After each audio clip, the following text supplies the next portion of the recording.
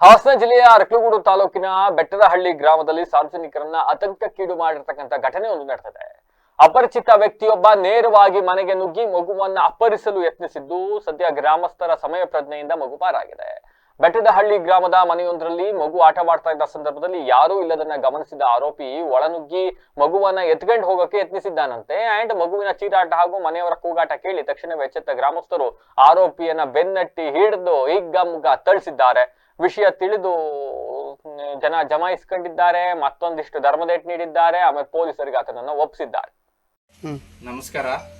ನಾವು ಹಾಸನ ಜಿಲ್ಲೆ ಅರಕಲಗೂಡು ತಾಲೂಕು ಬೆಟ್ಟದಹಳ್ಳಿ ಗ್ರಾಮದಿಂದ ದಿನಾಂಕ 26/3/2026ರಂದು ಸುಮಾರು ರಾತ್ರಿ 8:30 ಸಮಯದಲ್ಲಿ ನಮ್ಮ ಮನೆಯ ಮುಂದಾಗ ನಮ್ಮ ಮಗಳು ಈ ಜಾಗದಲ್ಲಿ ಆಟ ಆಡ್ತಾ ಇದ್ದಾಗ ಅಪರಿಚಿತ ವ್ಯಕ್ತಿ ಒಬ್ಬ ಮನೆ ಒಳಗೆ ಏಕಾಏಕಿ ನುಗ್ಗಿ ಪಾಪುನ ಎತ್ಕೊಳ್ಳೋಕ್ಕೆ ಇದು ಮಾಡಿರ್ತಾನೆ. ಆ ಸಮಯದಲ್ಲಿ ನಮ್ಮ ತಾಯಿ ಇದ್ದಂಥವರು ಕಿರ್ಚಿಕೊಂಡ ತಕ್ಷಣ ಆ ಪಕ್ಕದ ಮನೆಯವ್ರು ಬಂದ ತಕ್ಷಣ ಆ ಅಪರಿಚಿತ ವ್ಯಕ್ತಿ ಆ ಬೇಲಿಯಿಂದ ಹಾರೋಗಿರ್ತಾನೆ.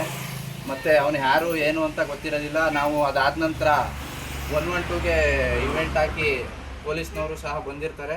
ಬಂದು ಅವ್ರನ್ನ ವಶಪಡಿಸ್ಕೊಂಡು ಪ್ರಾಥಮಿಕ ತನಿಖೆ ಮಾಡಿರ್ತಾರೆ.